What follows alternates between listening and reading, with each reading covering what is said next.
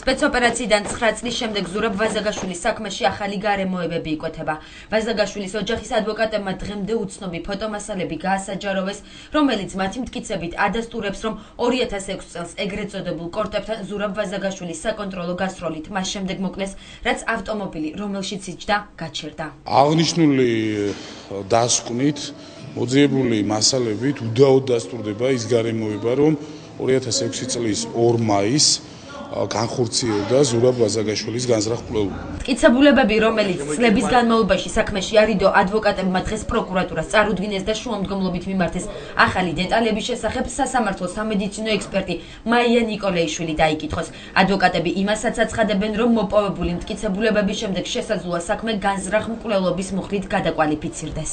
ჩვენ შუამდგომლობით მიმართეთ დღეს პროცესუალური დამანგრების ხასიათით და ვითხოვთ ერთის მხრივ დასკვნის გამცემი პირის დაკითხვას და ამ დასკვნის ირგვლივ დასაბუთებული არგუმენტები ჯერ უნდა მოისმინოს გამოძიებამ, ამის მერე უკვე ობიექტურად უნდა მოხდეს მის შეფასება. ადვოკატებმა ვაზაგაშვილის საქმეზე დამოუკიდებელი გამოძიება სასამართლოს სამედიცინო ექსპერტ მაია ნიკოლეიშვილთან ერთად ჩაატარეს. ნიკოლეიშვილი ამბობს, რომ ვაზაგაშვილს სასიკვდილო ტყვია თავის არეში ახლო მანძილიდან ესროლეს. დაზიანებები, რომლებიც მიღებულია მარჯვნიდან, ცალსახად გეუბნებით, რომ ამ დაზიანებებით ის დაღუპული არ არის, ანუ ზურაბ ვაზაგაშვილს დაზიანება მიაყენა მანქანის მხრიდან და მისი სხეულის მიმართ მარცხენა მხარეს ყოფმა პირმა ზევიდან ქვევით, მიმართულება არის ზევიდან ქვევით და მიყენებული არის ახლო მანძილიდან. ვაზაგაშვილის ადვოკატების მიერ დღეს გავრცელებულ ინფორმაციას ცილის მწამებლურს უწოდებენ 2006 წელს.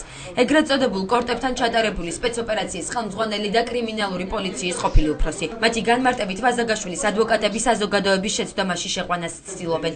რაც შეეხება დღეს გავრცელებულ ფოტომასალას, როგორც ისინი ამბობენ, ის ახალი არ არის და იმ ვიდეომასალიდანაა ამოღებული, რომელიც საქმეში დევს. ეს ცილის წამება, იმიტომ რომ თქვენ შეგიძლიათ იმავე ადვოკატებს და იმავე ექსპერტს დაუსვათ ტყვია. რამდენი ტყვია აქვს მოხვედრილი თითოეულ ადამიანს.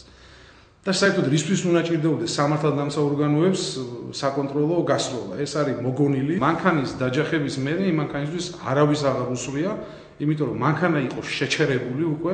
ვერანაირი ექსპერტი სურათით ვერ დაადგენს ვერც ტყვის ტრაექტორიას და ვერც იმას თუ რომელი გასროლით და რომელი ტყვით არის გარდაცვლილი გნებად ზურაბ ვაზაგაშვილი გინდა ხუბულობის საშეხულო. განზრახი მკვლელობა იქ არ ყოფილა და იქ იყო სპეცოპერაცია. ვაზაგაშვილის საქმეში წლების განმავლობაში საეჭვო გარემოებებზე საუბრობს და პროკურატურას დროული გამოძიებისაკენ მოუწოდებს მესამე სექტორის ნაწილი. როდესაც ამდენი კითხვის ნიშანი არსებობდა გახმაურებულ საქმეებთან დაკავშირებით, რა თქმა უნდა მოხდეს ამ საქმეების გამოძიება და მე ვფიქრობ, რომ ახალი ხელისუფლება უკვე საკმარისი დრო არის ქვეყნის სათავეში, რომ ეს გამოძიება დაიწყოს და უკვე დაასრულოს კიდევაც. დაემატება თუ არა ადვოკატების მიერ დღეს გასაჯაროვებული ახალი მტკიცებულებები ვაზაგაშვილის საქმეს ჯერ უცნობია. ამაზე პროკურატურა კომენტარს არ აკეთებს. საქმის ხელახალი გამოძიება 2012 წელს ხელისუფლების შეცვლის შემდეგ დაიწყო და ამ დრომდე გრძელდება. ზურაბ ვაზაგაშვილი და ალექსანდრე ხუბულოვი 2006 წელს ეგრეთ წოდებულ კორტებთან ჩატარებულ სპეცოპერაციას ემსხვერპლნენ.